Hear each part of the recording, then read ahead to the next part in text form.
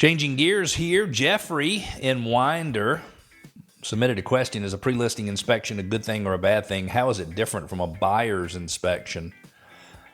Having a home inspection done prior to listing can be very insightful to a seller and help you get ahead of any potential problems, but there are some pros and some cons. So let's talk about this.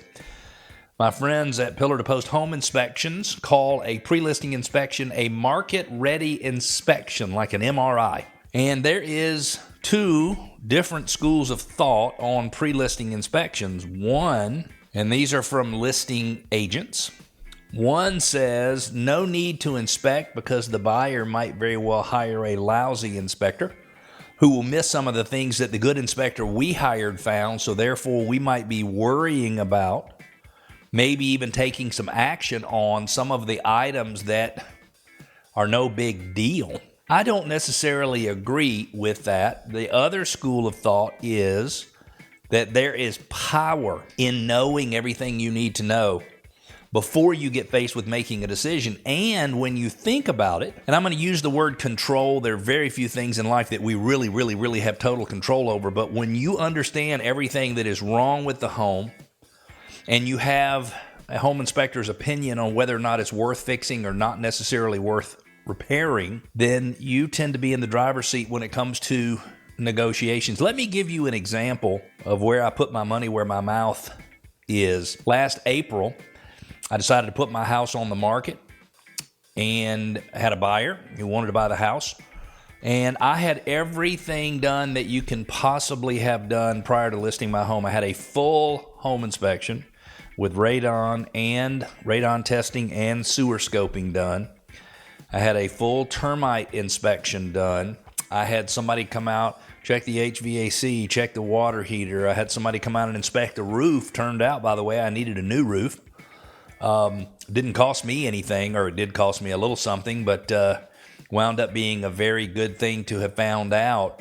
And when the buyer went to do their own home inspection, I said, and I had given them my inspection earlier, and my inspection had notes as to what I was going to fix and what I was not going to fix. And long story short, there were, 10 or 12 things on there that needed to be fixed. None of them were very expensive. I didn't invest a lot of money in the repairs. But when the buyer realized that I had already done a full inspection, that I had already been through the entire list, and I was telling them what I was going to do and what I wasn't going to do, the buyer accepted what I was going to do exactly as it was presented to them. I have represented many sellers who chose not to get a pre-listing inspection.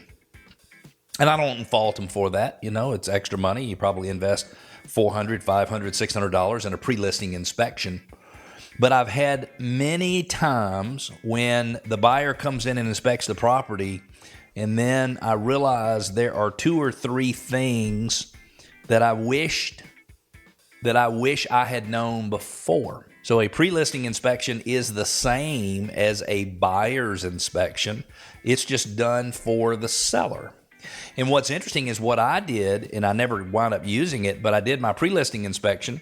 I told on the inspection report the things that I would do and things that I wouldn't do, and then I had the home inspector come out prior to closing and inspect whether or not the items that I said I was going to do were done. It made the buyer very comfortable. I'm not sure if I got every last dime I could have gotten for in terms of my home, but it was one of the smaller homes in the neighborhood, and it sold for as much money as any home in the neighborhood had ever sold for at that time. Naturally, things are selling for a little bit higher now, but I feel like it worked out very well.